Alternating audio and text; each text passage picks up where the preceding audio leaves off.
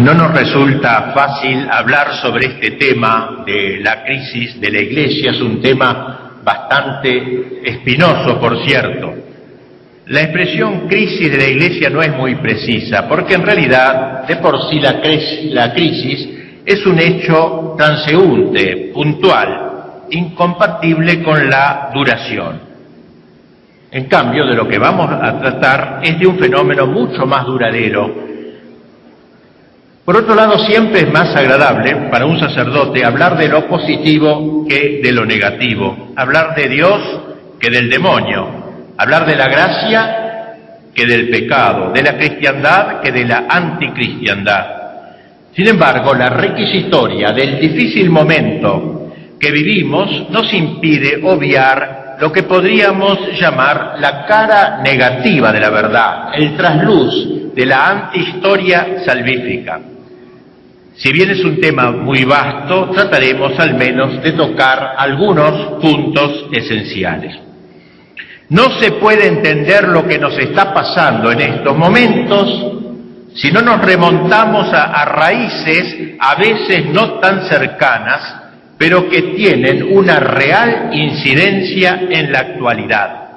Nos referimos a lo que podríamos llamar la revolución anticristiana.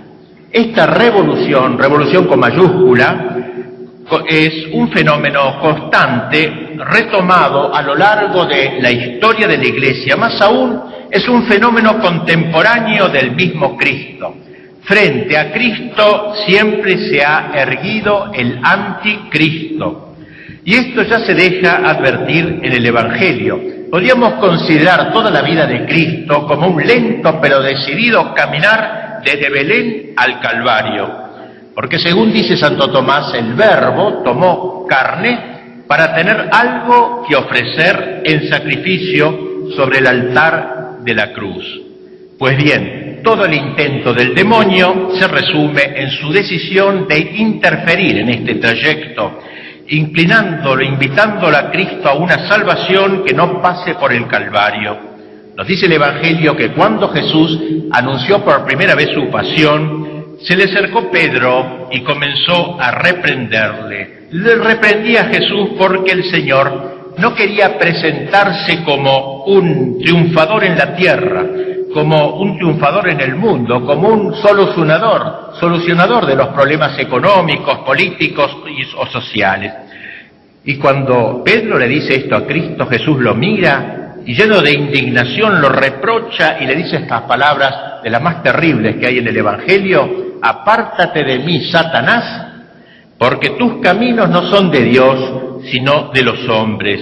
No era el camino estrecho que pasa por el Gólgota, sino el camino ancho de Satanás que desemboca en la perdición. Pero el demonio no cejaría en su intento, aun cuando Cristo estuviera ya clavado en la cruz. Por boca de los circunstantes gritaron que baje de la cruz y creeremos en ti. Era la última frase del demonio, la última tentación, insistió hasta el fin. Debemos decir que las tres tentaciones del desierto expresan de una manera acabada lo que San Pablo denomina el espíritu del mundo. Es una palabra que hay que aprender en nuestro lenguaje católico, el espíritu del mundo, que es la quinta esencia de la revolución anticristiana, el mundo, en el sentido peyorativo de la palabra, ese mundo puesto todo él bajo el maligno, más que un conjunto de personas, es una atmósfera, una especie de materia colorante que está como flotando en el aire, que se lo respira, que se nos mete por ósmosis. Y detrás de ese espíritu del mundo hay alguien que lo engendra, que es el demonio. El mundo es el hálito, es el aliento de Satanás, que no suele penetrar chocando, sino insinuándose sutilmente. Es el universo cerrado a la gracia, es el espíritu embotado para las cosas de lo alto, cerrado a la verticalidad que Dios ha puesto en el hombre, donde el ámbito donde se vive como si Dios no existiera. Debemos decir que mientras dure el mundo, mientras dure la historia, habrá siempre espíritu del mundo. Ninguna época puede eliminar del todo el espíritu del mundo, pero no siempre tiene el mismo poder. Ha habido épocas en que el mundo era menos mundano, en que el ímpetu vertical del hombre era reconocido y valorado, en que las realidades temporales se dejaban impregnar por el espíritu del Evangelio, en que se incubaba la nostalgia de Dios, la nostalgia del cielo. El espíritu del mundo persistía, sí, pero estaba como arrinconado. Esta situación se vivió, por ejemplo, en la llamada Edad Media, pero luego comenzó un proceso de alejamiento de lo sobrenatural hasta llegar a lo que se ha dado en llamar el mundo moderno. No es esta una expresión de impronta cronológica, sino que designa una situación peculiar. El mundo moderno, en este sentido, es la encarnadura del espíritu del mundo. ¿Cómo se llegó a esta situación? A partir del fin de la Edad Media, el mundo moderno transitó por 3 etapas. El primer paso se franqueó con la Reforma Protestante, que si bien no negó a Dios ni a Cristo, repudió a la Iglesia Católica, la Iglesia fundada por Cristo. El segundo paso lo podemos simbolizar en la Revolución Francesa. No se negó entonces a Dios, pero sí se negó a Cristo como Dios. Y por eso se habla de deísmo, es decir, la creencia vaga en un Dios solo alcanzable por la razón y no por la revelación. Pero no se aceptó a Cristo como a Dios, ni tampoco a la Iglesia, y quedaba por dar el último paso, el más terrible, negar no solo a la Iglesia y a Cristo, sino también a Dios mismo. El precursor fue Nietzsche con su grito terrible, Dios ha muerto, pero ese grito espantoso de un individuo singular encontró un desemboque institucional en el marxismo, que no solo es ateísta, sino antiteísta, asesino de Dios. 3 pasos, no casuales, sino inteligentemente dados. Por el primero se agrietó el bloque de la cristiandad. Por el segundo y el tercero se intentó la destrucción del cristianismo. 3 pasos bien concatenados, cuya gradación supone una inteligencia superior a la humana, la inteligencia propia del jefe de la ciudad terrena, del inspirador del espíritu del mundo, Satanás. Fue Pío XII el que en el año 1952 aludió a este nefasto proceso en una de sus alocuciones. Dice así el Papa: no preguntéis quién es el enemigo ni qué vestido lleva. Este se encuentra en todas partes ahora y en medio de todos. Es un enemigo que cada vez se ha hecho más concreto, con una despreocupación que deja todavía atónitos. Cristo sí, Iglesia no. Después, Dios sí, Cristo no. Finalmente el grito impío: Dios ha muerto. Más aún, Dios no ha existido nunca. Y he aquí la tentativa, dice el Papa, de edificar la estructura del mundo sobre fundamentos que no dudamos en señalar como a principales responsables de la amenaza que gravita sobre la humanidad. Una economía sin Dios, un derecho sin Dios, una política sin Dios. El enemigo se ha preparado, concluye el Papa, y se prepara para que Cristo sea un extraño en la universidad, en la escuela, en la familia, en la justicia, en la actividad legislativa, en la inteligencia entre los pueblos. Este enemigo, concluye, está corrompiendo el mundo con una prensa y con espectáculos que matan el pudor en los jóvenes y en las doncellas y destruye el amor entre los esposos. Hace 50 años que el Papa pronunció estas palabras admonitoras. Tres negaciones, pues. Tres negaciones sobre las que se funda la revolución anticristiana. Y adviértase que la negación postrera mantiene todos los repudios anteriores. Ni Dios, ni Cristo, ni Iglesia. Y ustedes se preguntarán, ¿qué queda entonces? Solo el hombre. Y el hombre ocupando el lugar de Dios. El hombre endiosado. No fue otra cosa la tentadora promesa del paraíso: seréis como dioses. El hombre que se hace Dios, la idolatría del hombre, todo, la economía, la política, el orden social, todo en torno al hombre. He aquí el nuevo rey. Cristo ha sido destronado, ahora el rey es el hombre. Ya nadie se atreva a proclamar los derechos de Dios, solo se hable de los derechos del hombre. Pues bien, este mundo moderno mira a la Iglesia como a su principal enemigo. La ataca desde fuera y la ataca desde adentro, infiltrándose en ella. En estos últimos tiempos, el espíritu del mundo ha atacado desde fuera a la Iglesia con gran virulencia, no exenta de sagacidad, sobre todo ayudándose de diversas doctrinas y movimientos. Destaquemos ante todo uno, el naturalismo. El naturalismo es la tesitura principal en la época moderna. Es la ley que rige a los hombres y las sociedades y que permea imperceptiblemente todos los ambientes. Para el naturalismo, el orden sobrenatural se revela como totalmente superfluo. La naturaleza se las arregla, tiene todas las luces, las fuerzas, los recursos necesarios para que el hombre ordene a la luz de la naturaleza todas las cosas de la tierra, el entero orden temporal, y para conducir a los hombres a su felicidad plenaria. El hombre del naturalismo es el hombre nuevo, es un hombre hecho sobre los escombros de la visión trascendente, el hombre que se encierra en el reducto de su propia naturaleza, se comporta a la manera de un animalito que en Argentina llamamos un topo, no sé si se llama aquí igual, que es un animal que está metidito en la cueva y que cree que todo su mundo es esa cueva. Y nunca ha sacado la cabecita fuera de la cueva y ha visto el cielo inmenso que cubre el lugar donde vive. Y así es el hombre moderno, el hombre del naturalismo. Vive en la cueva como la de Platón, en una cueva de su inmanencia, y no sabe que existe un orden transnatural, supernatural. El naturalismo es la gran herejía moderna. El naturalismo es la antítesis del cristianismo. Porque si ustedes me preguntaran, ¿cómo se podría resumir el cristianismo en tres palabras? El misterio central del cristianismo es la encarnación del Verbo. Dios se hace hombre para que el hombre se divinice, se haga Dios. El fin del cristianismo es la elevación del hombre al orden sobrenatural.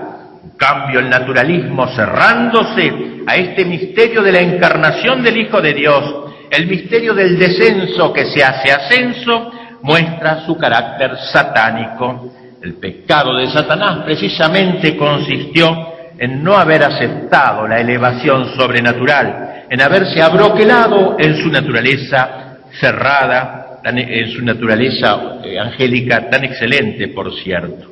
El naturalismo, pues, es el gran pecado del mundo moderno, la mejor concreción de los últimos siglos del espíritu del mundo, y por eso el naturalismo está en el origen de todo lo que viene después: el racionalismo, el liberalismo, el socialismo, el modernismo.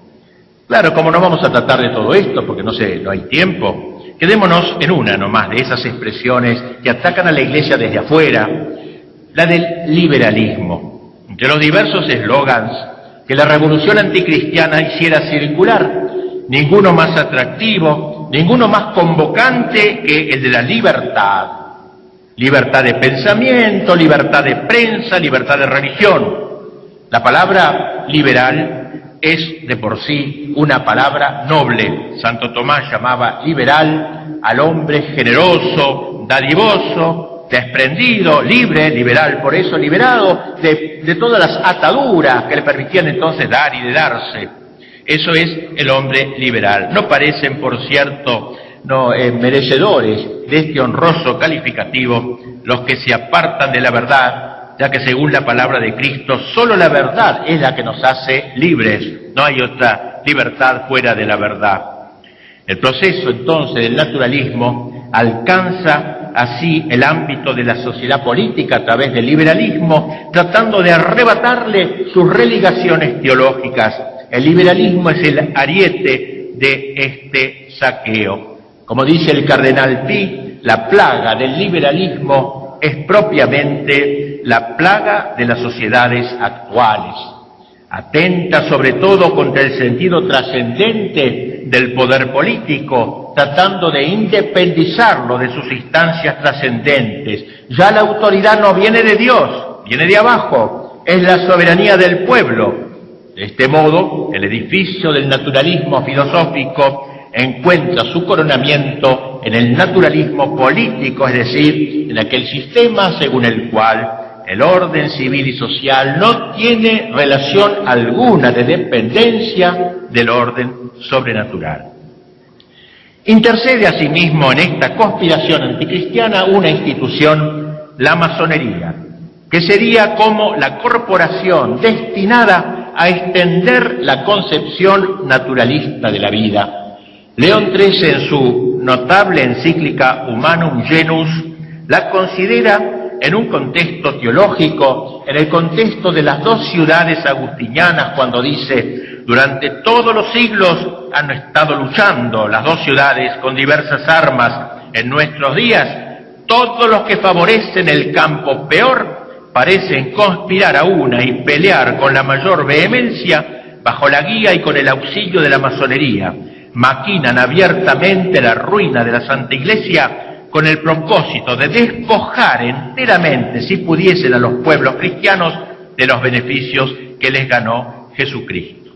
El Papa afirma con toda claridad la estrecha relación que liga la masonería y el naturalismo, diciendo en ese mismo documento: todo el empeño de la masonería se reduce a traducir en los hechos las teorías del naturalismo. De ahí el culto que la masonería rinde a esa niña mimada que es la razón, a las luces de la razón, cerrándose a toda verdad que en una u otra forma pudiera trascenderla. El ataque a la Iglesia, pues, es un siguiente: la masonería ataca a la Iglesia porque ella enarbola la bandera del odiado orden sobrenatural, porque la Iglesia se declara su custodio, y por eso la Iglesia es la principal enemiga de la masonería.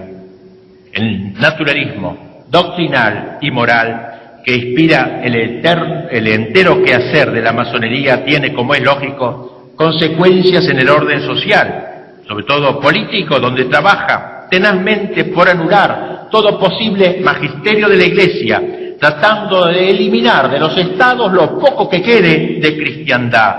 La idea que los masones se hacen de la vida ciudadana coincide puntualmente con el concepto liberal de la política. Ello no es extraño, ya que el liberalismo es el hijo predilecto de la masonería.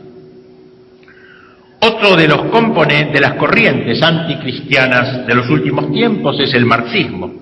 El marxismo no es inteligible a la luz de los solos postulados políticos, sociales o económicos. El marxismo, punto final de este largo proceso de la revolución anticristiana, es ante todo una religión. Es una religión invertida. El odio teológico es lo central del marxismo, cuyo verdadero fin es la erradicación del nombre de Dios de la faz de la tierra. Propone, por cierto, también una economía, una política, una educación determinadas, pero lo principal es aquello, siendo esto su reflexión en el orden temporal. En la impostación teológica religiosa del comunismo se advierte el influjo judaico, el mesianismo judaico, solo que el Mesías no es ya aquí una persona, sino una clase, la clase doliente, exenta de pecado, la víctima de todas las injusticias, la única capaz de salvar no solo a Rusia, sino a todo el mundo, proletarios del mundo unidos. La idea del marxismo proletario la idea de que el proletariado tiene una misión que cumplir en el mundo, esto es lo más original de Marx. Pues bien, he aquí el largo ataque de los últimos siglos contra la Iglesia, que tiene no poco que ver con la crisis de la Iglesia. No se entendería la crisis actual de la Iglesia si no hubiéramos hecho este rápido pantallazo histórico. Podríamos agregar la amenaza actual del nuevo orden mundial, pero carecemos de tiempo para ello. Este gran ataque a la Iglesia proveniente de afuera fue enfrentado con gran decisión por un Papa extraordinario, Pío IX, hoy beatificado por Juan Pablo II. En el año 1864 hizo pública una magnífica encíclica y agregó un catálogo de todos estos errores modernos, que se llama el Sílabus, donde, como dice, proscribe y condena los principales errores y falsas doctrinas de nuestra época, identificando dichos errores con la sustancia de lo que él llama la civilización moderna. Es más bien una condenación de las ideas del mundo exterior a la Iglesia, la condenación de lo que él llama el mundo moderno. No se refiere, pues, tanto a lo que pasa dentro de la Iglesia, sino al ataque que le viene desde el exterior de la Iglesia. Naturalismo, racionalismo, liberalismo, marxismo, masonería, todo viene desde fuera de la Iglesia para destruir el edificio fundado por Cristo. A fines del siglo XIX, pero sobre todo a comienzos del XX, el problema se plantea dentro de la Iglesia. Es mucho más grave ahora, ya que aquellas ideas exteriores comenzaron a infiltrarla. Estalló así en la Iglesia un verdadero huracán que los papas llamaron el modernismo, porque era un intento de apelar como fuente justamente al pensamiento moderno, es decir, a ese pensamiento naturalista, racionalista y masónico del siglo XIX. El modernismo es difícil de sistematizar, solo resumiremos sus principales acertos. Fue gloria del Papa Pío X, otro grande, un santo, ofrecernos una sintética exposición de esa herejía, o como él dice, de esa reunión de herejías, en su magnífica encíclica Pascendi en el año 1906.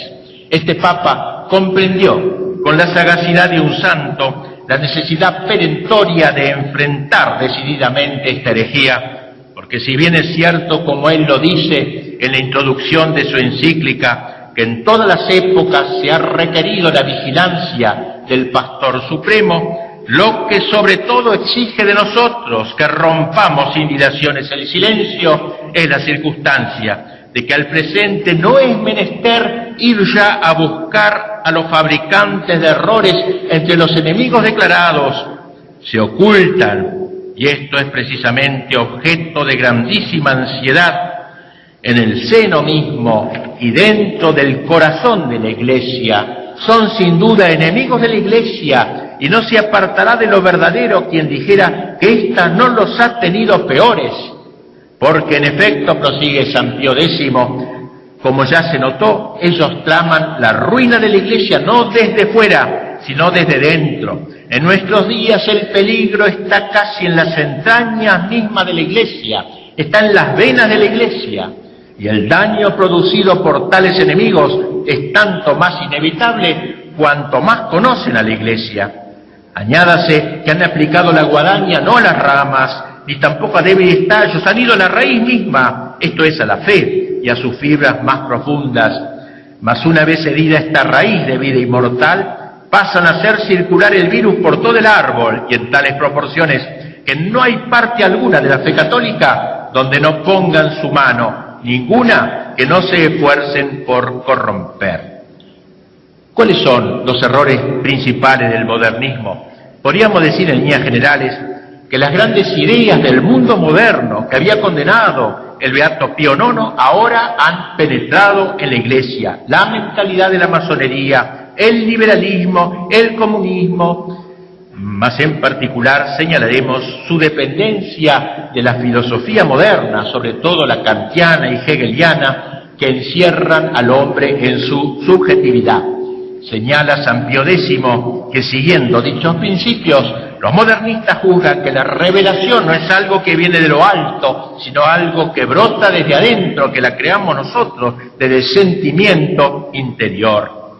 De dicho error fundamental concluyen que la religión, para que sea verdaderamente viva, debe variar, constantemente variar, según la doctrina que para ellos es capital, la doctrina de la evolución. Tanto el dogma como la Iglesia, tanto el culto como las leyes, las circunstancias, las leyes canónicas, todo debe ir variando, todo es sujeto a la ley de la evolución. Solo así la Iglesia se salvará, solo así la Iglesia no será arrastrada por el mundo moderno, si la Iglesia cambia, si la Iglesia se transforma. Y por eso dicen los modernistas, Cristo no habría enseñado un cuerpo doctrinal determinado para todos los tiempos, para todos los hombres, sino que lo que hizo fue dar comienzo a cierto movimiento religioso que luego deberá ser adaptado según los tiempos y lugares.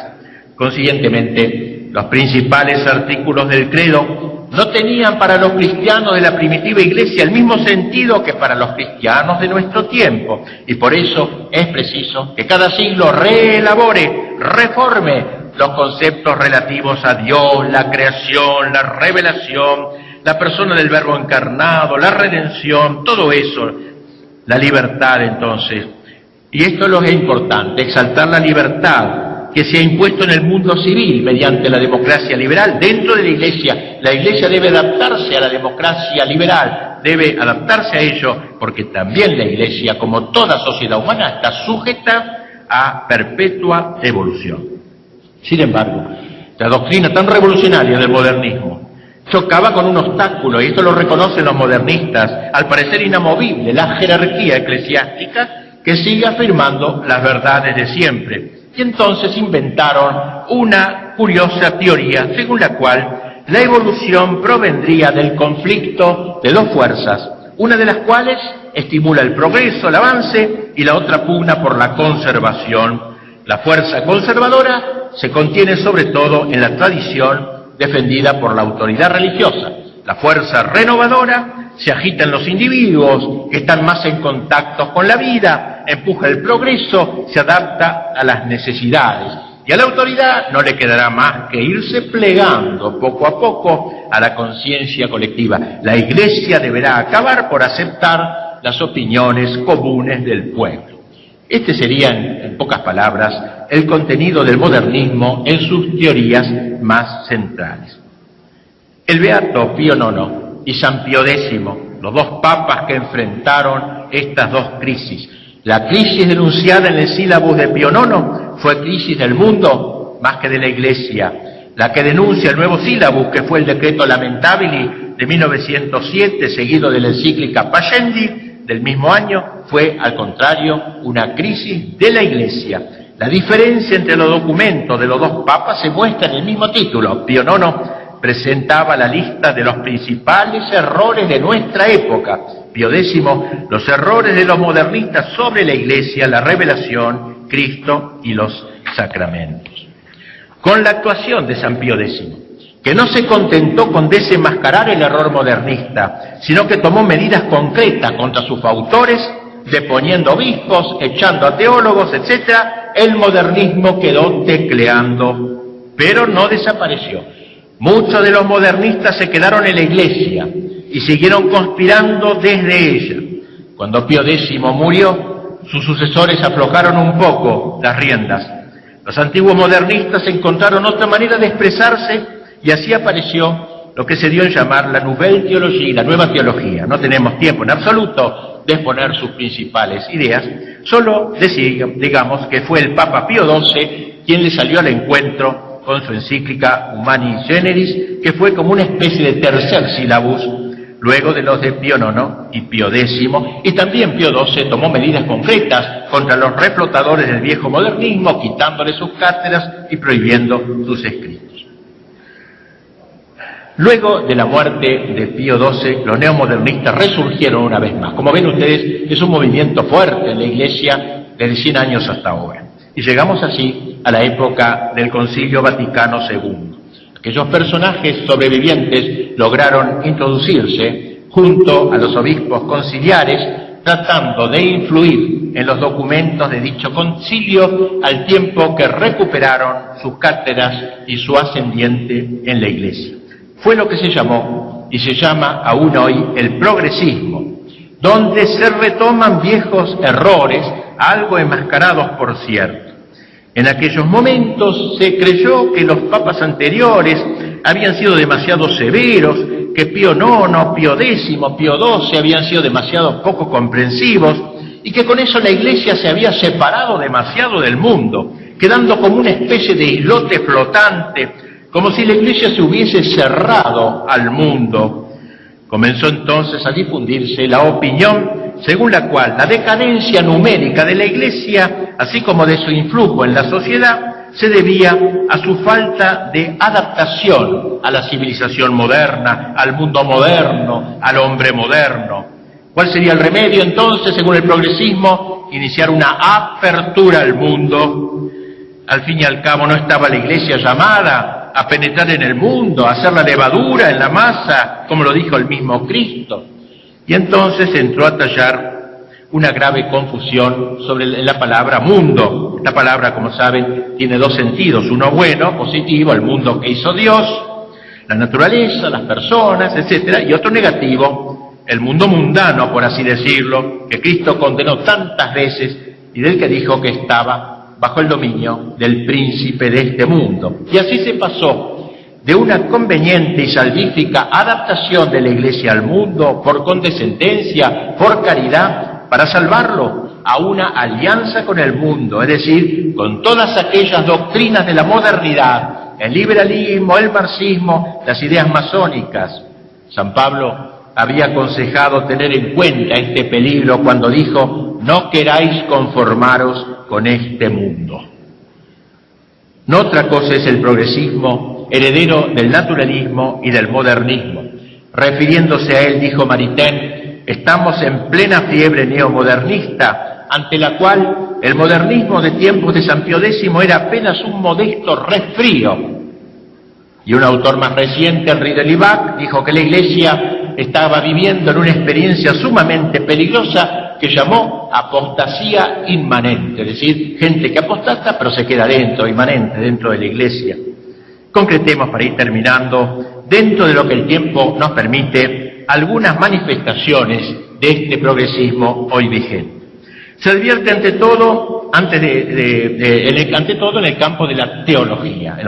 Un gran pensador de nuestro tiempo, el padre Cornelio Fabro, ha hablado en su magnífico libro La aventura de la teología progresista de lo que él llama la inversión antropológica, es decir, el centro de la teología ya no es más Dios, sino antropos, es el hombre. Ya no interesa lo que es Dios en sí, ya no interesa lo que es Cristo en sí, sino lo que es Dios para mí, para el hombre, lo que es Cristo para el hombre. Según los nuevos teólogos, este parece ser el único modo posible para poder seguir hablando de Dios en esta sociedad secularizada. Otro campo en que se muestra el actual progresismo es el de la Sagrada Escritura. La exégesis bíblica pasa por un momento de gran peligrosidad. No pocos exégetas contemporáneos, tocados por el racionalismo, parecen olvidar que la Escritura no es un libro cualquiera, que debe ser analizado con métodos de crítica literaria, sino un libro muy especial, ya que inspirado por el Espíritu Santo. Se busca entenderla como una obra literaria cualquiera, donde los milagros quedan evacuados. Asimismo, el progresismo se manifiesta en el campo del sacerdocio. Desde siempre el sacerdote había sido considerado como alguien que obraba in persona Christi, es decir, asumiendo al mismo Cristo, a quien le prestaba sus labios, su corazón, su inteligencia, para que él siguiera obrando por su intermediación. El nuevo sacerdote, el sacerdote imbuido de progresismo, ya no quería ser una persona sagrada, separada, elegida de entre los hombres para dedicarse a las cosas de Dios, y prefería ser, como se dijo, un hombre como los demás. Pablo VI habló de una manía de laicización que ha, dice, desconsagrado la figura tradicional del sacerdocio. Hasta hace algunos años era raro un sacerdote que apostataba. En los últimos tiempos se ha hecho muy frecuente. El Papa que acabamos de nombrar, el Jueves Santo de 1971, dirigiéndose a los sacerdotes, recordó cómo Cristo fue abandonado por sus discípulos y traicionado por un amigo. Tras haberse referido a Judas, el amigo traidor pasó a recordar la apostasía de tantos consagrados. También el campo de la catequesis quedó herido. Dando la espalda a la enseñanza tradicional, se ha tratado también de instaurar una nueva catequesis que busca ser más vivencial que doctrinal. Por cierto que había defectos en la enseñanza anterior del catecismo, pero el cambio ha sido sideral. El contenido doctrinal queda prácticamente evacuado o distorsionado. Allí donde no hay un contenido dogmático al que dar fe, no podía entonces haber un catecismo único para la Iglesia Universal. Y así se abandonaron todos los catecismos anteriores, el del Concilio de Trento, el de Belarmino, el de Canicio, el de San Pío X. Se trató de evitar también todo lo que fuera memorización. El caso típico fue el llamado catecismo holandés, donde se niega la existencia de los ángeles, el demonio, el sacerdocio, la presencia eucarística, etc. Y este catecismo fue acogido en muchas partes como la mejor presentación que se puede hacer de la fe católica al hombre moderno. Fue el cardenal Ratzinger quien con más inteligencia salió al paso de dicho libro, mostrando sus deficiencias, y luego se abocó a preparar un catecismo oficial, el llamado Catecismo de la Iglesia Católica, que vuelve al método clásico de enseñar los tres conocimientos fundamentales del cristiano: lo que hay que creer, el credo; lo que hay que esperar, el Padre Nuestro; lo que hay que amar, los mandamientos; a lo que se agregan los sacramentos. El saqueo ha sido también grande en el campo de la liturgia, mucho más allá de lo que prescribió el Concilio en su documento Sacrosanctum Concilium. Entró en muchas partes la anarquía con una liturgia más psicologista y subjetivista, abierta a una creatividad sin límites, mucho más allá de lo permitido, de donde la enorme variedad de celebraciones de una misa que debería ser sustancialmente igual en todo el orbe católico. Lo más grave es la pérdida de la sacralidad. Como saben ustedes, la liturgia tiene dos fines esenciales: la glorificación de Dios y la santificación del hombre. La crisis actual afecta gravemente a ambos fines, ante todo a su aspecto glorificante. La Eucaristía es considerada como un encuentro de hermanos, más que como el acto supremo de glorificación a Dios. Por Cristo, con Él y en Él, te damos a ti, Dios Padre, en la unidad del Espíritu, todo honor y toda gloria. Se va perdiendo la solemnidad, vulgarizándose los sacramentos, sobre todo la Santa Misa en su aspecto sacrificial, el santo sacrificio de la misa. Se va perdiendo el aspecto contemplativo de la misa en pro de lo utilitarista. Por lo demás, el cambio incesante de ritos y de textos que algunos sacerdotes desaprensivos multiplican hace imposible la contemplación, que parece exigir la repetición de textos en los cuales poder ahondar siempre más. Se evacúa asimismo el silencio. Es cierto que la Iglesia nos exhorta a una actuosa participación, sin embargo ello no quiere decir que siempre hay que estar haciendo o hablando. Como escribe un autor contemporáneo, también en el silencio el hombre puede elevarse a una alta acción espiritual. Hay personas que parecen considerar como el culmen de la participación en la liturgia las puras manifestaciones exteriores, como son las posturas, los gestos, las palabras y cantos comunitarios. Buena y saludable es sin duda la participación común en los ritos, pero no hay que olvidar, como de hecho se olvida, que la participación más importante es la interior. En el caso de la misa, por ejemplo, la inmolación con Cristo víctima. Pensemos que la Santísima Virgen, al pie de la cruz, tomó parte como nadie en ese sacrificio frontal y sin embargo no abrió la boca, era la Madre silenciosa al pie de la cruz. Ha sufrido también el aspecto lírico de la misa. Por ejemplo, en la música, debemos reconocer que antes del concilio se entonaban no pocos cantos de pésimo gusto, melosos, insípidos, estúpidos, sin sustancia teológica, pero frecuentemente ha sido reemplazados por otros de peor factura estética o de contenido francamente deplorable. Ha habido desacralización en las melodías, entonándose así en las iglesias cantos propios de otros ambientes, música ligera, música bailable, y en cuanto a las letras, encontramos textos triviales, de pura solidaridad demasiado humana y hasta en algunos lugares de índole subversiva. El progresismo se ha manifestado también en el abandono de la doctrina social de la Iglesia. Se le ha buscado alternativas diferentes. La más notoria fue y es la llamada teología de la liberación. Nos referimos a aquella que propone una interpretación innovadora del contenido de la fe, ya que cabe una búsqueda de libertad entendida en sentido ortodoxo. Fue sobre todo el padre Gustavo Gutiérrez quien la ha elaborado mejor, si bien son muchos sus cultores. El mismo Gutiérrez lo señala en su libro, la lista de los predecesores de la teología de la liberación. ¿Cuáles son? ¿Son los padres de la Iglesia? ¿Son los autores medievales? No, son Descartes, Kant, Hegel, Marx, Freud, Teilhard de Chardin, el último Maritain, Freire. Como se ve, esta ideología no es un aerolito caído del cielo, sino que tiene antecedentes bien claros, precisamente aquellos pensadores que amamantan el mundo moderno. Este intento teológico es más propio de Hispanoamérica. El progresismo, que en Europa parece tener más raigambre intelectual, se tiene más en lo teológico, acá entre nosotros se manifiesta sobre todo en lo social. Los efectos de este intento contribuyen a que se produzca una inmanentización del cristianismo, una horizontalización de las virtudes teologales. Siguen hablando de fe, de esperanza, de caridad, pero tergiversan las virtudes. La fe no es ya esta virtud que me viene de Dios y por la cual creo en Dios, sino que la fe brota de mí, fe en el hombre, fe en los proyectos del hombre.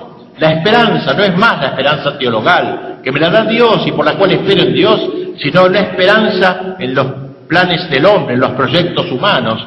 La caridad no es más la virtud que me la da Dios, por la cual amo a Dios y al prójimo en Dios, sino que la caridad se traduce en la lucha de clases hasta la victoria final del proletariado. Pues bien, así como Pío IX salió al paso de los intentos del mundo moderno con su encíclica Quanta Curia, el catálogo Syllabus, así como San Pío X salió al paso del modernismo en su encíclica Pascendi, y así como Pío XII enfrentó los errores de la Nouvelle Théologie con su encíclica Humani Generis, así los dos últimos papas han denunciado varios de los errores del progresismo actual. En lo que toca a Pablo VI, destaquemos solo algunas de sus actuaciones. Ella, desde su primera encíclica, Ecclesiam Suam, señala que todavía dura hoy el naturalismo, dura hoy el modernismo. Dice el Papa, todo ello, como las olas del mar, envuelve hoy y sacude a la nave de la Iglesia. Parece el título de nuestro foro, ¿no? La nave y las tempestades. Los espíritus de los hombres, dice el Papa, que ella se confían, están fuertemente influidos por el clima del mundo temporal, de tal manera que un peligro como de vértigo, de aturdimiento, de aberración, puede sacudir su misma solidez e inducir a muchos a ir tras los más extraños pensamientos, imaginando como si la Iglesia debiera renegar de sí misma y abrazar novísimas e impensadas formas de vida. Así, por ejemplo, dice el Papa, el fenómeno modernista todavía aflora en diversas tentativas de expresiones heterogéneas, extrañas a la realidad de la Iglesia Católica. Esto Pablo VI lo dice, ¿no? Y así.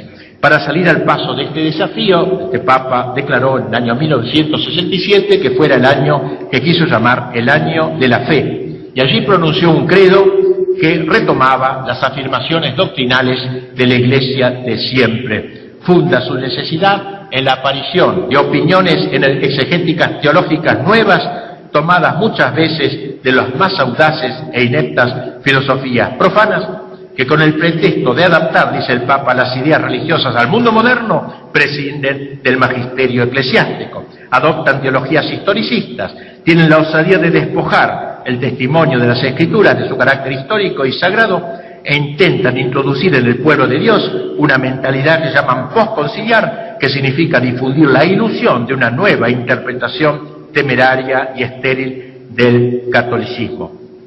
El mismo año 1967 señala como responsables de la crisis a sacerdotes, teólogos y pastores que son causantes de las inquietudes que hay en la Iglesia, y acusa a muchos miembros de la Iglesia de una especie de protestantización de la Iglesia católica, en una entrada del libre examen protestante en la unidad de la Iglesia misma. Ahora, todo esto pareció en la práctica inútil, todos siguieron su camino, y ante la ineficacia de su magisterio, que no era atendido, Pablo VI extremó sus juicios sobre la situación actual de la Iglesia, llegando a decir que una agitación prácticamente sismática la divide, la subdivide, la despedaza a la Iglesia. De manera muy dramática, en un discurso dirigido al seminario lombardo de Roma en 1968 decía: la Iglesia se encuentra en una hora inquieta de autocrítica, más valdría decir de autodemolición. Autodemolición, es decir, las piquetas destructoras ya no actúan desde afuera de los muros de la Iglesia, sino desde adentro. Son los teólogos, son los pastores los que están demoliendo. Autodemolición. Más aún, en 1972 afirmó tener la sensación, dice, de que por alguna parte el humo de Satanás ha entrado en el templo de Dios, y agregó: se creía que después del concilio una jornada llena de sol habría brillado en la historia de la Iglesia. Al contrario, lo que vino fue un día de nubes, de tempestades, de oscuridad. Y esto del humo de Satanás no es una mera expresión literaria o retórica. Muchas veces a lo largo de la historia el demonio ha zarandeado a la Iglesia, comenzando por San Pedro. Lo del humo que obnubila, no dejando ver claro, es una figura adecuada para descubrir esta terrible confusión intraeclesial que reina por obra de Satanás y la complicidad de muchos católicos y de muchos pastores. En un discurso que pronunció el Papa en el 75, señaló que la conmoción de la Iglesia venía menos del asalto de afuera que de su disolución interior. Poco antes había dicho, refiriéndose a la gran desbandada que se había producido, que la apertura al mundo fue de hecho una verdadera invasión de la Iglesia por parte del espíritu del mundo. Por desgracia, estos llamados tan trágicos de Pablo VI no encontraron el eco que hubiesen merecido. Las cosas siguieron su curso como si nada, de ahí que también Juan Pablo II volviese a tener que llamar la atención en la inteligencia, como dijo en 1979, que sería una forma de reticencia no hablar de la crisis que se ha registrado. Y ha vuelto una y otra vez sobre ese tema. Así en 1981 dijo: hay que admitir con realismo y con profunda y atormentada sensibilidad que los cristianos de hoy en gran parte se sienten extraviados, confusos, perplejos e incluso desilusionados. Se han esparcido a manos llenas ideas contrastantes con la verdad revelada y enseñada desde siempre. Se han propagado verdaderas y propias herejías en el campo dogmático y moral, creando dudas, confusiones, rebeliones. Se ha manipulado incluso la liturgia, inmersos en el relativismo intelectual y moral, y por esto en el permisivismo los cristianos se ven tentados por el ateísmo, el agnosticismo, el iluminismo vagamente moralista, por un cristianismo sociológico sin dogmas definidos y sin moral objetiva. Varias encíclicas ha hecho pública este Papa, destacamos Fides et Ratio, Splendor Veritatis, pero ¿qué pasó? Y lo mismo que con Pablo VI, oídos sordos a estas enseñanzas. Bien, voy a concluir y les agradezco la paciencia que han tenido en un tema arduo. Vivimos en una época verdaderamente trágica, casi en camino a tiempos terminales de la historia, pero no hay que cultivar temores indebidos. Bien ha dicho Pablo VI en 1976, no deberemos temer encontrarnos quizás un día en minoría si somos fieles. No deberemos sentir vergüenza de la impopularidad que encontraremos si somos coherentes. No daremos importancia al hecho de ser vencidos si somos testigos de la verdad y de la libertad de los hijos de Dios. En el día del juicio, Dios no nos pedirá cuenta de nuestras victorias, sino de nuestras cicatrices. Esto es lo que está a nuestro alcance: combatir sin desmayo por la causa de Dios. El miedo que hoy asalta a tantos católicos es paralizante. Expulsémoslo de nuestro interior. Cristo ha asegurado su presencia a la Iglesia. Estaré con vosotros, les dijo a los suyos, hasta el fin de los tiempos. En su comentario al credo ha escrito Santo Tomás que la Iglesia sufre embates de afuera, las persecuciones, y de adentro, las herejías. Hemos hablado de unas y de otras, de las primeras al tratar de los huracanes provenientes del mundo exterior, el naturalismo, el liberalismo, la masonería, etcétera. De las segundas al tratar de las tormentas que se desencadenan dentro de la Iglesia, el modernismo, el progresismo. Pero la Iglesia nunca será destruida, porque ella está edificada no sobre arena, sino sobre roca sólida. Ello no significa que esté inmune de perder grandes contingentes de sus fieles, arrastrados por el espíritu del mundo exterior y del mundo interior a la Iglesia. Así lo insinuaba Pablo VI en diálogo con Jean Guitton, cuando le decía que en el interior del catolicismo un pensamiento no católico parece a veces tener la primacía, y puede ser que este pensamiento no católico en el interior del catolicismo se vuelva mañana el más poderoso. Nuestra época es hermosa. Parece raro que yo diga esto después de haber hecho un resumen de la gran crisis.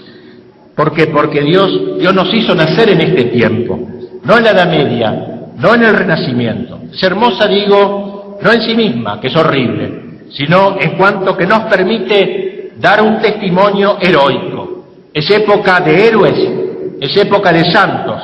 Los mediocres serán arrastrados por el oleaje, pero los que quieran permanecer fieles nunca podrán dejar de recordar esas palabras que Cristo dejó dichas: yo he vencido al mundo exterior de las persecuciones y al mundo intestino de las herejías y de los cismas.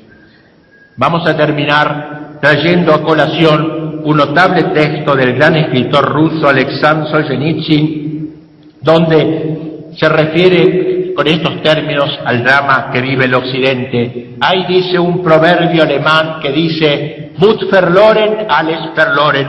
Cuando se pierde el coraje, todo está perdido. Hay otro refrán latino que dice: cuando se pierde la lucidez, se está al borde del abismo. Yo me pregunto, prosigue Solzhenitsyn, ¿qué sucederá en una sociedad donde se produce la intersección de estas dos pérdidas, la pérdida de la lucidez y la pérdida del coraje? Tal es, a mi juicio, la situación de Occidente. Pérdida de la lucidez ante todo. En medio de tanta oscuridad necesitamos nosotros los católicos ver claro, formarnos bien en el conocimiento de nuestra doctrina. No basta el catecismo que aprendimos de niños. La crisis actual es primordialmente cultural y no podemos enfrentarla si primero no nos hemos formado. Y por eso necesitamos leer, necesitamos estudiar, necesitamos sobre todo formación humanística, literatura, filosofía, historia, teología. Necesitamos asimismo, y ello pertenece también al campo de la lucidez, instaurar una crítica de la Iglesia, una crítica de lo que está pasando, incluso una crítica a lo que sucede dentro de la Iglesia, crítica respetuosa por cierto, pero aguda y categórica, no cerrando nuestros ojos a los defectos de la Iglesia, pero tampoco gozándonos en ellos, crítica de hijos, no desde la vereda de enfrente de la Iglesia, sino desde las entrañas mismas de la Iglesia, de la que somos hijos, desde esas mismas entrañas de las que están trabajando los enemigos de la Iglesia, debe surgir el apoyo de nosotros católicos, de las entrañas de la Iglesia, a la Iglesia que está agónica. Un hijo ama más a su madre cuando la ve enferma que cuando la ve rozagante. Una crítica que no excluye el gozo de sabernos cristianos y católicos, de sabernos que pertenecemos a la Iglesia de siempre, la de San Ireneo, la de San Agustín, la de San Bernardo, la de Santo Tomás, la de Santa Teresa, la de San Ignacio, la del Beato Pro, la de Juan Pablo II. Pérdida del coraje, en segundo lugar, decía Solzhenitsyn, el hecho de que, como ha dicho el cardenal Ratzinger, los cristianos son de nuevo minoría, dice, más que ninguna época desde finales de la antigüedad, hace que muchos católicos se amilanen, se achiquen, se escondan. Necesitamos mantener el ánimo propio de caballeros cristianos, sabiendo que el coraje de la verdad es la primera e indispensable caridad. Por tanto, lucidez y coraje. La lucidez dice relación a la inteligencia, ya que nos permite entender bien la situación y tener clarividencia acerca de medios que necesitamos para superarla. El coraje dice relación a la voluntad, que nos permite poner los medios que nuestra inteligencia nos ha dado a conocer. La lucidez sin el coraje es insuficiente, la tiene el ideólogo, el estudioso de gabinete, conoce la verdad, sabe lo que hay que hacer para difundirla adecuadamente, pero como carece de coraje, a la hora de obrar se siente frenado por la cobardía. El candado de la cobardía cierra sus labios para la confesión de la fe. El coraje sin la lucidez es también inútil, la tiene el que se lanza a la acción sin saber bien cuáles son los enemigos a los que hay que embestir, se lanza contra molinos de viento. Pero cuando la lucidez se une al coraje, cuando la inteligencia se une a la voluntad, ahí tenemos al católico verdaderamente militante, los únicos católicos que nuestra época parece exigir imperiosamente. Nada más.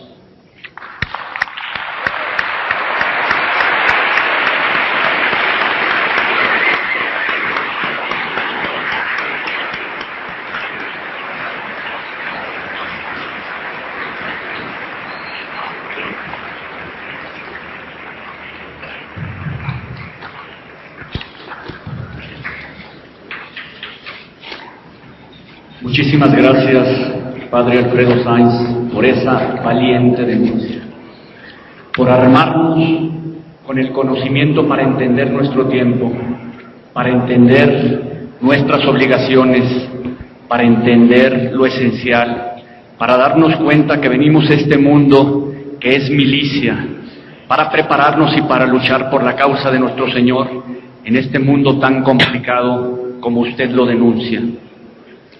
Vinieron los profetas en el Antiguo Testamento y no los escucharon y los mataron.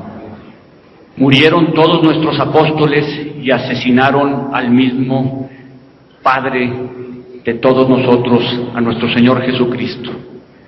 No es lo mismo oír que escuchar, y hay que escuchar con profundidad, hay que entender esta valiente denuncia para poder conformar nuestro espíritu al Espíritu de Dios, a la ciudad de Dios y no a la ciudad del mundo. Me voy a permitir dar lectura a la relatoría, que es un resumen de la conferencia del Padre. Desde el inicio de la Iglesia comenzó una persecución con la revolución anticristiana que se expresa en lo que San Pablo denomina el espíritu del mundo. El mundo en sentido peyorativo, puesto todo bajo el maligno, el mundo en el hálito de Satán. Mientras dure el mundo existirá el espíritu del mundo, pero no siempre con el mismo poder. Hubo épocas en las que el mundo era menos mundano, en las que el espíritu del Evangelio impregnaba las realidades temporales, el espíritu del mundo persistía, pero arrinconado. Tal situación se vivió, por ejemplo, en la Edad Media, pero luego comenzó un proceso de alejamiento que culmina con lo que se llama la modernidad, que es la encarnación del espíritu del mundo. Después de la Edad Media el proceso transitó por 3 etapas: la de la Reforma Protestante, que nos negó a Dios, que no negó a Dios ni a Cristo, pero repudió la Iglesia fundada por Cristo. El segundo paso fue la Revolución Francesa, en la cual no se negó a Dios, pero sí a Cristo. El tercer paso fue la negación no solo de la Iglesia, sino de Dios y de Cristo, misma negación que encontró su desemboque institucional en el marxismo, no solo ateísta, sino antiteísta, asesino de Dios. 3 etapas no causales, sino integralmente dadas. Por la primera se agrietó la cristiandad, por la segunda y la tercera se intentó la destrucción del cristianismo. 3 pasos que suponen una inteligencia superior a la humana, del inspirador del mundo, Satanás. Su santidad, San Pío XII, aludió a ese nefasto proceso en una de sus inolvidables alocuciones en 1958. Después de esas 3 negaciones, ni Dios, ni Cristo, ni la Iglesia, ¿qué queda? Solo el hombre ocupado ocupando el lugar de Dios, la misma promesa del paraíso, seréis como dioses, la idolatría del hombre, la economía, la política, el orden social, todo en torno del hombre. He aquí el nuevo rey, Cristo ha sido destronado, ahora nadie proclama los derechos de Dios, solo los derechos del hombre. Este mundo moderno ataca los derechos de Dios. A la Iglesia, a su principal enemigo desde fuera, desde adentro, infiltrándose en ella, sirviéndose por ello de diversas doctrinas y movimientos. El naturalismo. Para este movimiento el orden sobrenatural se revela como superfluo. El hombre del naturalismo se encierra en el reducto de su propia naturaleza como un todo que vive bajo la tierra cerrado a la contemplación de las cosas superiores. El naturalismo, la antítesis del cristianismo. En este, Dios se hace hombre para que el hombre se haga Dios. El pecado de Satanás consistió en no haber aceptado la elevación sobrenatural. El naturalismo es el gran pecado del mundo moderno. Por eso está en el origen de todo lo que viene después. Racionalismo, liberalismo, socialismo, modernismo. Interviene también en la conspiración anticristiana la masonería, que tendrá a su cargo extender la concepción naturalista de la vida. Su Santidad León XIII la condenó en su notable encíclica Humanus Genus. Todo el empeño de la masonería se reduce a expandir las teorías del naturalismo. Podríamos agregar a este largo ataque de los últimos tiempos contra la Iglesia la amenaza actual del nuevo orden mundial. Este gran ataque a la Iglesia proviene desde fuera y fue enfrentado por decisión por su Santidad Pío IX. Los ataques desde dentro, al fin del siglo XIX, pero sobre todo los comienzos del siglo XX, aquellas ideas exteriores comenzaron a infiltrarse con lo que los papas denominaron modernismo, porque era un intento de apelar al pensamiento moderno, al naturalismo y al racionalismo del siglo XIX. Fue gloria de San Pío X ofrecernos una sintética exposición de esa herejía, o mejor, como él lo llamó, conjunto de todas las herejías, en su encíclica Pascendi en 1906. Podemos afirmar que las grandes ideas del mundo moderno, la mentalidad de la masonería, del liberalismo, condenados por Pío IX, habían penetrado en la Iglesia, mas en particular por su dependencia de la filosofía moderna sobre la kantiana y hegeliana. Pío IX, San Pío X, Pío XII fueron los papas que enfrentaron esta crisis. Luego, a la muerte de Pío XII, los neomodernistas resurgieron en el Concilio Vaticano II, en el que lograron introducirse junto con los obispos conciliares. Fue lo que se llama aún el progresismo, en el que se retoman viejos errores algo enmascarados que se advierten sobre todo en el campo de la teología, en el de las Sagradas Escrituras, en el del sacerdocio, en la catequesis, en la liturgia y en la doctrina social de la Iglesia. Últimamente algunos jerarcas de la Iglesia han enfrentado al progresismo sin éxito. La revolución anticristiana ha llevado a la humanidad y en especial a los católicos a la pérdida de la lucidez y del coraje, con la consiguiente destrucción de la inteligencia y de la voluntad, facultades estas que hacen trascender al hombre y sin las cuales nos hemos cosificado, perdiendo así el sentido de la realidad. Ante esta crisis, el padre Alfredo Sainz nos exhorta a recobrar la lucidez y el coraje para enfrentar con éxito esta lucha que parece ser la definitiva. Hay un sinnúmero de preguntas, como siempre que usted interviene, padre, y empezaré con algunas de ellas. Muchas de las que me fueron llegando conforme avanzaba la conferencia venían siendo resueltas. La primera dice, sobre lo que dice del naturalismo, ¿acaso no es bueno exaltar la naturaleza, que al fin y al cabo ha sido creada por Dios? Sí, evidentemente, casi se podría decir que el gran defensor de la naturaleza ha sido la Iglesia, al revés.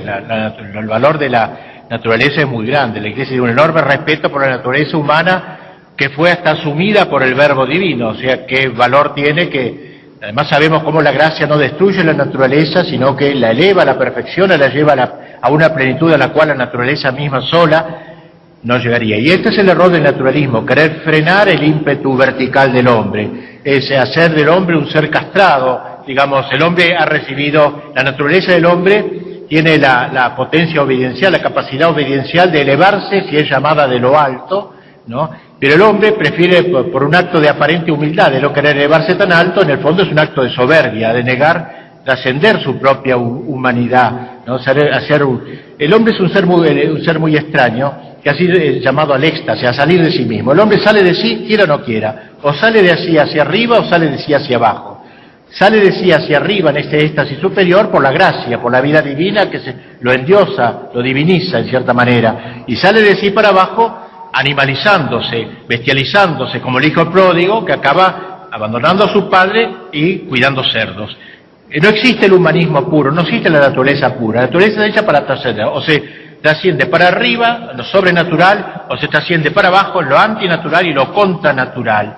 Por eso el error del naturalismo es abroquelarse en la naturaleza y quedarse cerrado en ella. Algo parecido a lo que Gramsci, ¿no?, cuando dice, cuando ataquemos a la Iglesia, no enarbolemos la bandera de la materia, sino más, porque la Iglesia defiende la materia, defiende el cuerpo de Cristo que es materia, defiende los sacramentos que se hace con materia, defiende el Monte Calvario que es de materia y tantas otras cosas.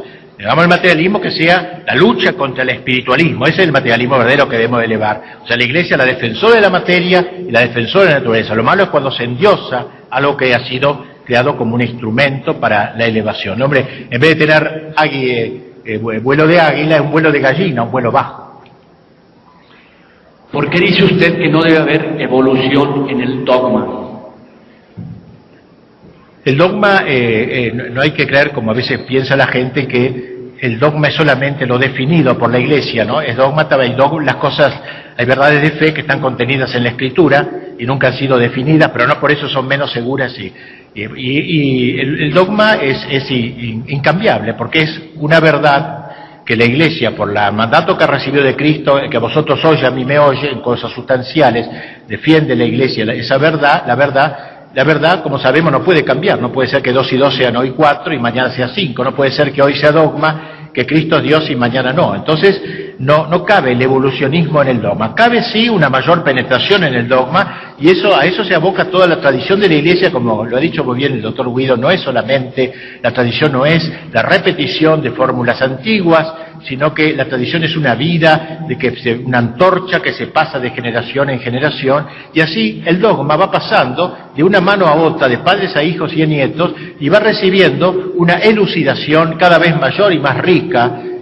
Pues San Bernardo penetró más que San Ireneo, quizás en muchos elementos del mismo dogma. Es el mismo dogma, nada más que más penetrado, y Santo Tomás, y así a lo largo de la historia cabe una penetración en el dogma, pero no un cambio del dogma. 2 y 2 serán siempre 4, el dogma será siempre el mismo, incambiable, y no es una señal de imperfección, sino por el contrario, de ver una comunión en la eternidad misma de Dios, que Dios no cambia.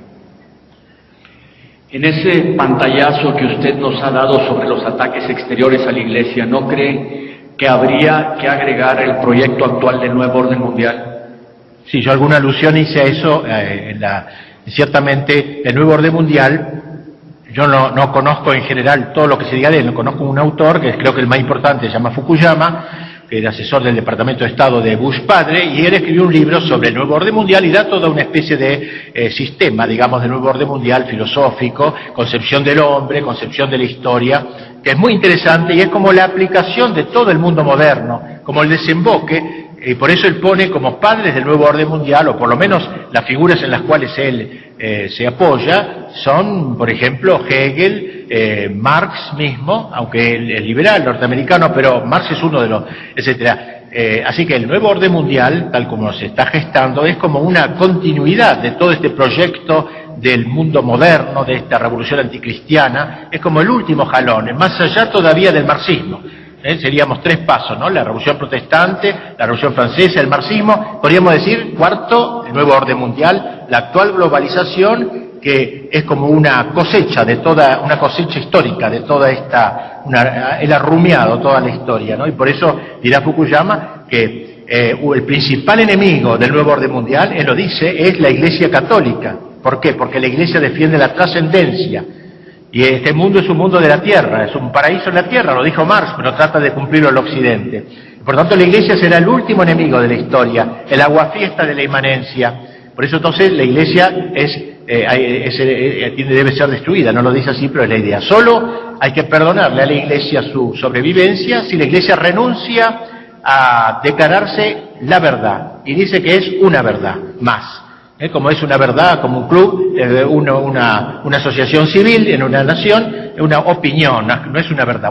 Si la Iglesia acepta ser una opinión y no una verdad, si la Iglesia acepta eso, será aceptada por el nuevo orden. Pero en el grado que la Iglesia sea como el lis intolerante, es decir, que no diga que todos tienen la verdad, sino que hay una verdad y muchos errores, en ese mismo grado la Iglesia no puede ser potable para esta globalización. Así que es un atentado grave. La Iglesia, principal enemigo son la Iglesia y las patrias, dice Fukuyama, del nuevo orden mundial. ¿Acaso no era deseable que la Iglesia se acercase al mundo? ¿Acaso no estaba demasiado alejada de la gente? ¿Demasiado anclada? ¿Alejada de la gente? Puede ser, cabe eso. Por eso yo creo que no hay que...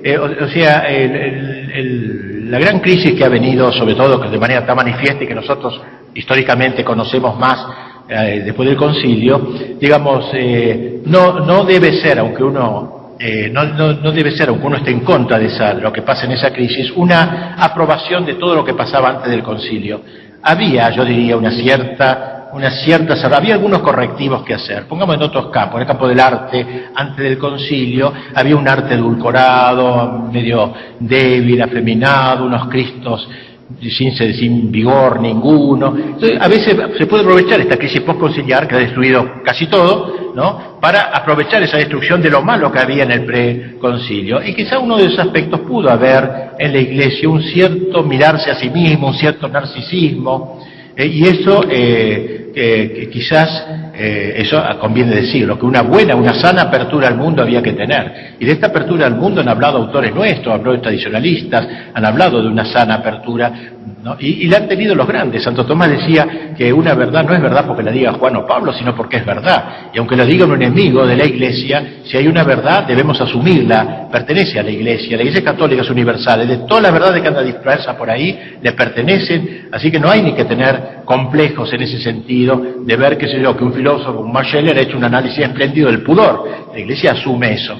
Bueno, había algunos espíritus un poco cerrados a ese tipo de apertura sana, me parece, y enriquecedora de la Iglesia, ¿no? En ese sentido sí, me parece que hay que hacer esa distinción. Una buena apertura al mundo es saludable, y Cristo se abrió al mundo cuando buscó la oveja perdida y se metió en medio de las espinas, y como pastor se sangró buscando a la oveja perdida. Hay un acto de misericordia del mundo que se acerca, de la Iglesia que se acerca al mundo, pero sabiendo los males que tiene el espíritu del mundo. Por eso al espíritu del mundo ni diálogo, ni una palabra, pero al mundo distinto, que es víctima del espíritu del mundo. ¿La masonería sigue actuando en el presente? ¿Cuándo se fundó? ¿Qué acaso no hace acciones humanitarias? La masonería sí sigue actuando, ha tomado nuevas formas, se puede decir. Yo pienso que en eso también hay que dejar bien en claro que lo peor de la masonería no es tanto el hablar contra la Iglesia, eso es un poco infantil pensar. El grave error de la masonería es el naturalismo, lo que hemos expresado largamente, el naturalismo. Eso lo dice el Papa en su encíclica Humanum Genus. El naturalismo es lo grave, ¿no? El querer edificar una sociedad sobre la naturaleza, sobre la razón. O un Dios conocido, el supremo arquitecto conocido con la mera luz natural, ¿no? Y cerrarse a toda revelación. Ese es el grave error de la masonería, y ese error está muy metido. Miren, yo, es una especie de confesión que hago, le pregunté a un obispo muy inteligente de España si no habría masonería en vastos sectores de la Iglesia, y se lo pregunté con alguna ingenuidad, no con ingenuidad, sino implícita ingenuidad. Yo sabía que sí, pero para ver qué me contestaba. Y me dijo: mire, padre, ahora no se necesita ser masón. En buena parte ya mucha gente ya es masona de alma, es cierto, ya adhiere al naturalismo, ya es materialista, aunque no esté inscrito en la masonería. La masonería sigue trabajando para que los más capaces se inscriban y lo hacen avanzar, porque este proyecto de destrucción del orden sobrenatural debe seguir adelante con la inteligencia que los ha caracterizado a lo largo de los siglos. Pero en realidad la masonería ha triunfado en buena parte. Si se puede hablar así, políticamente ha triunfado en el mundo. La política es masónica, de las naciones llamadas cristianas o ex-cristianas, la economía, todo es ya de impostación masónica, naturalista, liberal. Y entonces yo creo decir que desapareció la masonería, no, si desapareció es porque ha triunfado casi totalmente. salvo en pequeños reductos. ¿No es el marxismo algo terminado a raíz de la caída del muro de Berlín? No. ¿El marxismo, qué acaso no es algo que terminó a raíz de la caída del muro de Berlín? Fue un golpe muy grave la caída del muro de Berlín, un golpe simbólico, sintomático, la caída del muro, pero en realidad, bueno, sabemos que históricamente sigue existiendo en muchos países, tan numerosos como la China, por ejemplo, si bien es una mezcla de economía capitalista, igual es un lío, eso no sé cómo se entiende, pero sigue llamándose marxista en Cuba y en otros países, muchos, miles de millones casi hay de comunistas, por lo menos países que adhieren al comunismo. Pero hay el comunismo camuflado, el que también trabaja en Occidente, sobre todo el comunismo de índole cultural, es decir, no tanto anheloso de tomar el poder político, sino anheloso de tomar el poder cultural. Y en eso el maestro es Gramsci, este pensador de mediados del siglo pasado, que habló de una revolución cultural, que el marxismo, antes que tomar el poder político, debe hacer una revolución cultural, es decir, cambiar el modo de pensar de la gente. El modo de pensar de la gente, dice Gramsci, es cristiano, y mientras tengamos una sociedad cristiana, será en vano ocupar el poder político, porque estaremos teniendo el poder político y girando sobre el vacío de un pueblo que no nos responde. Entonces, en cualquier momento hay un golpe de Estado, etcétera. En cambio, si primero nos apoderamos del modo de pensar de la gente, el modo de común de sentido de la gente, que es todavía trascendente y católico, eso nos va a llevar mucho tiempo. Nos va a llevar mucho tiempo, una revolución sin límites, ¿no es cierto? Es como la larga marcha de Mao, pero no a través de las montañas, sino a través de las instituciones, ir ocupando las casamatas de la cultura, la televisión, el cine, el teatro, todo lo que inyecta modo de pensar para que la gente cambie de pensamiento, y una vez que hemos logrado esa victoria cultural, lo último será tomar el poder político, al revés de lo que hizo Lenin. Lenin toma el poder político y desde ahí cambia la sociedad rusa. Acá en Occidente, dice Gramsci, hay que primero tomar el poder cultural, la revolución cultural, y luego lo último, o sea que el marxismo sobrevive entre nosotros, y ya hemos dicho como Fukuyama, que es un autor liberal, sin embargo, se abreva en el pensamiento de Marx, o sea, culturalmente el marxismo no ha muerto para nada. El Papa ha dicho que en todas las religiones hay cosas verdaderas y adoración del verdadero Dios. ¿Puedo yo, como católico, adorar a Dios como lo hacen los budistas? No, ciertamente que no, claro que no. Hay que tener más bien lástima a los que no son católicos, sin sentimiento de superioridad, porque es por misericordia de Dios que somos católicos y somos muy pecadores, ¿no? Muy malos católicos por lo demás. Ahora, que en otras religiones hay elementos de verdad, es cierto, hay elementos de verdad. Los protestantes creen en cosas que existe Dios, etcétera, hay cosas comunes. Y otras cosas que no son comunes, algunos más cerca, otros muy lejos, pero uno no puede, por pensar, bueno, y la doctrina tradicional de la Iglesia dice que uno puede salvarse incluso en una religión que no sea la católica, si no tiene culpa por una ignorancia inculpable.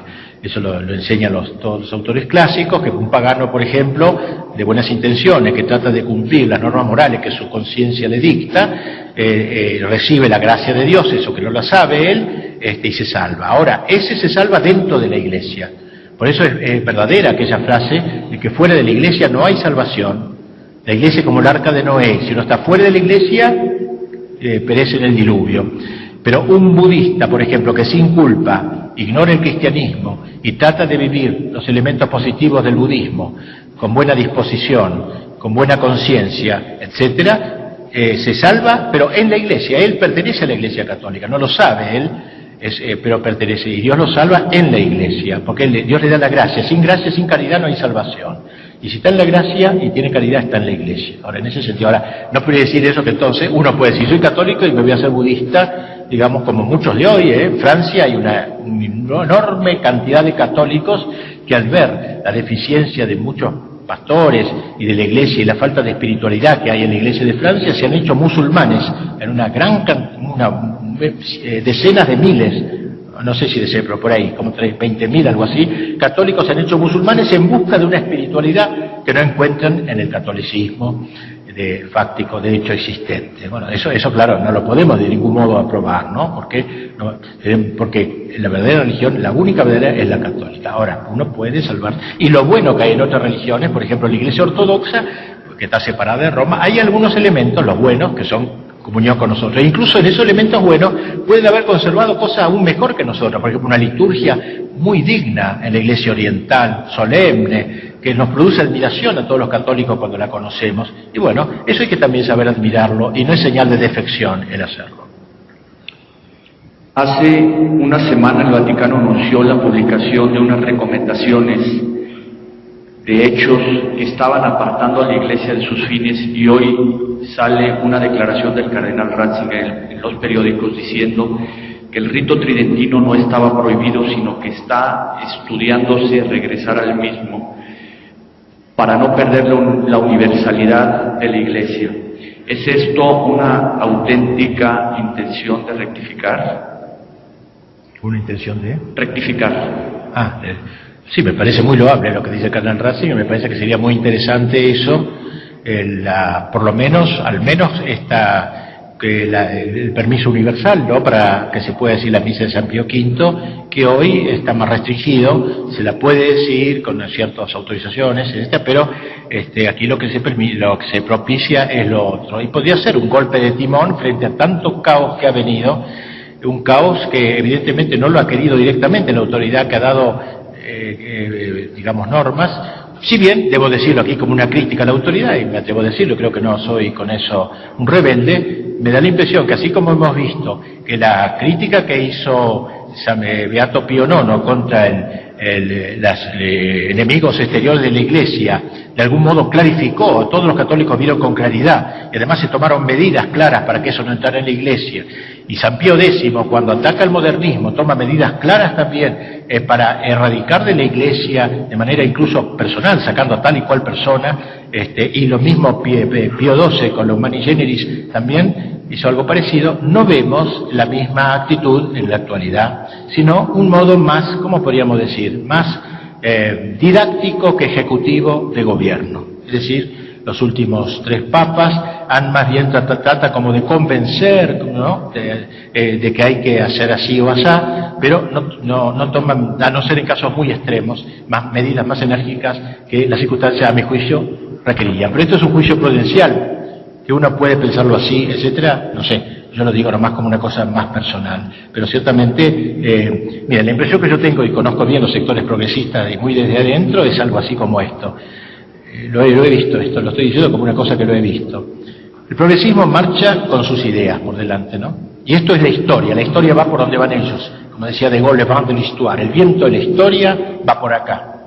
El Papa dice cada tanto golpe de timón, la encíclica tal, etcétera, ellos no dicen no, siguen adelante sin atender para nada. Son como 2 líneas. Este es un viejo que habla, es la Iglesia antigua, es lo que va a morir. Nosotros somos la Iglesia nueva, la verdadera, la moderna. Yo tengo esa impresión. Es decir, ya puede seguir hablando, pero nosotros no le decimos que no, como si no lo hubiéramos oído. Y esto creo que es una cosa muy seria de hoy. Creo que a mi juicio faltaría hacer pasar lo que se dice a los hechos. Señor, ¿usted no está de acuerdo con eso?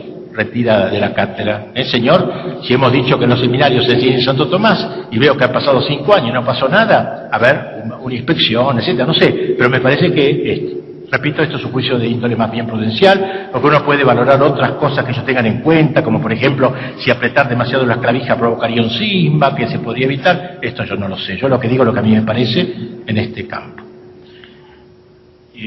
¿Nos podría explicar cómo debemos entender el ecumenismo?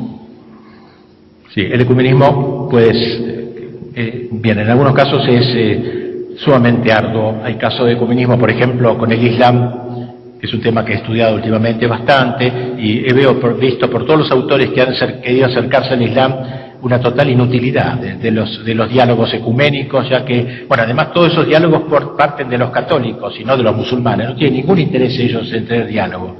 Uno dice, si nosotros tenemos la verdad, dicen los musulmanes, ¿qué nos interesa escuchar el error? Entonces no quieren venir a conversar con católicos. Así que hay casos que está completamente inútil el diálogo.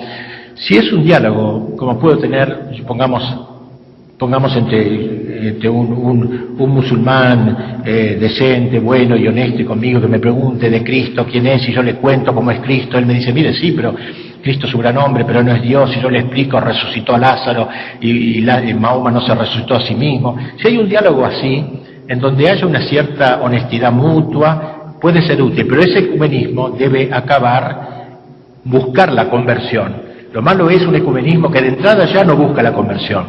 Hay integrantes de estos diálogos ecuménicos que llegan a desear que el enemigo de la discusión siga en su posición. Solamente es una especie de acto académico, ¿no?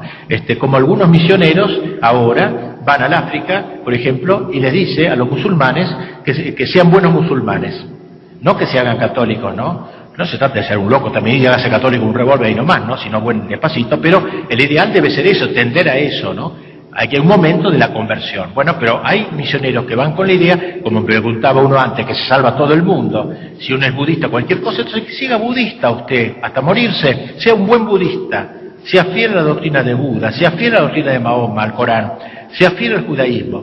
Eso sí que es si el ecumenismo se basa en una mentalidad semejante, es abominable y es una deserción, una apostasía. Bien, prácticamente todas las preguntas han sido respondidas en algún sentido con las que ha estado mencionando el Padre. Si alguna piensan que no haya quedado respondida, el Padre estará durante estos días a la disposición del que aún tenga alguna inquietud sobre lo que quiso expresar en alguna de sus preguntas. Para terminar, Padre, en algunas doctrinas actuales se propone la meditación como medio de superación personal, cuyo fin es hacerse un Cristo.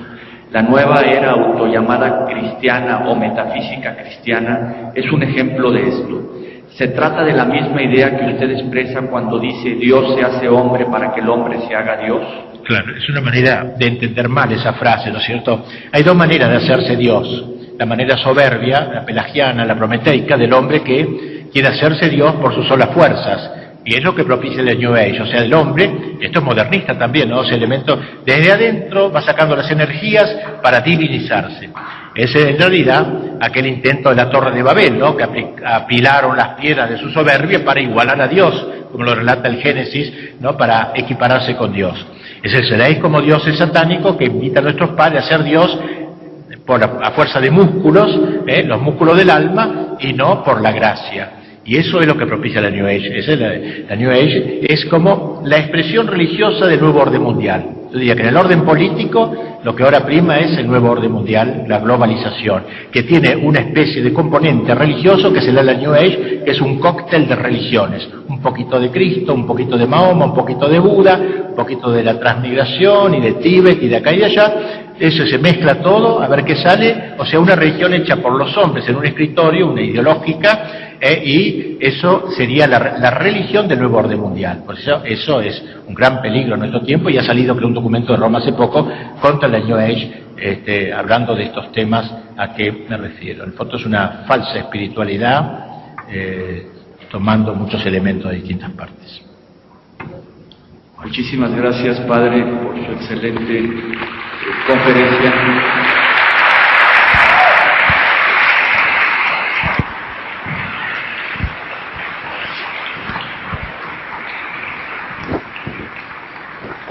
Vamos a pedirle al presidente de la Federación de Turismo de Jalisco, ¿Cómo se saca esto? señor Ángel Galván, pase No veo bien. un reconocimiento y un presente al padre. ¿Y lo de abajo me lo dejo acá o lo dejo? Se lo dejo acá.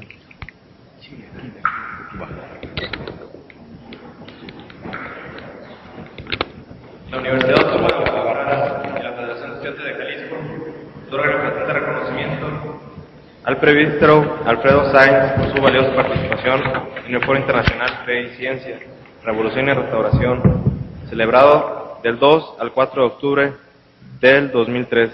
Guadalajara, Jalisco, México, Ciencia y Libertad. Firma al pie, licenciado Antonio Leaño Álvarez del Castillo, rector de nuestra universidad, y el señor Ángel Galván Gutiérrez, presidente de la Federación de Estudiantes de Jalisco.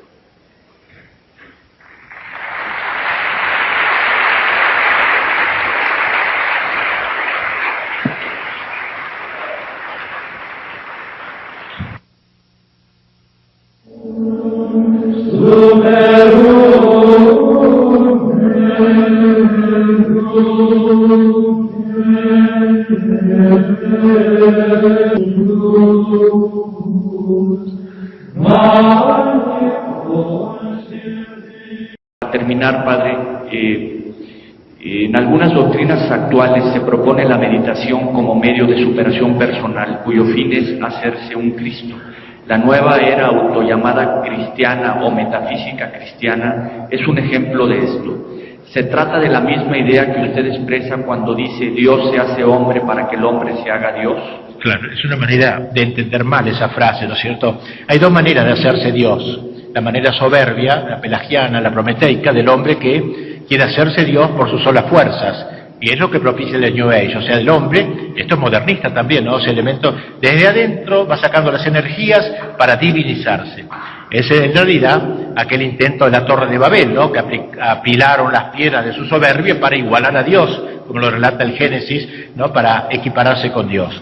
Ese seréis como dioses satánicos que invita a nuestros padres a ser Dios a fuerza de músculos, los músculos del alma, y no por la gracia.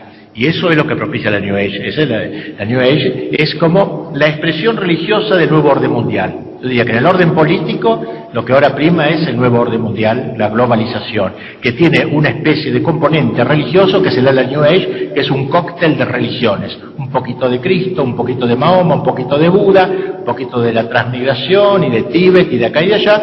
Eso se mezcla todo, a ver qué sale, o sea, una religión hecha por los hombres en un escritorio, una ideológica, y eso sería la religión del nuevo orden mundial. Por eso es un gran peligro en nuestro tiempo, y ha salido, creo, un documento de Roma hace poco contra la New Age, hablando de estos temas a que me refiero. En el fondo es una falsa espiritualidad, tomando muchos elementos de distintas partes.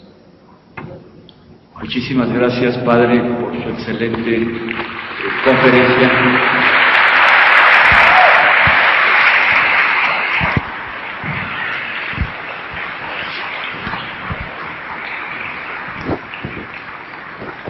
Vamos a pedirle al presidente de la Federación de Estudiantes de Jalisco, ¿Cómo se saca esto? señor Ángel Galván, pase No veo bien. un reconocimiento y un presente al padre. ¿Y lo de abajo me lo dejo acá o lo dejo así?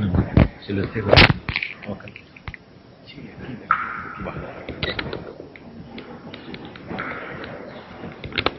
La Universidad Autónoma de Guadalajara y la Federación de Estudiantes de Jalisco otorgan el presente reconocimiento al presbítero Alfredo Sainz por su valiosa participación en el Foro Internacional Fe y Ciencia, Revolución y Restauración, celebrado del 2 al 4 de octubre del 2003.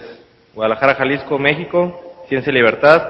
Firma al pie, licenciado Antonio Leaño Álvarez del Castillo, rector de nuestra universidad, y el señor Ángel Galván Gutiérrez, presidente de la Federación de Estudiantes de Jalisco.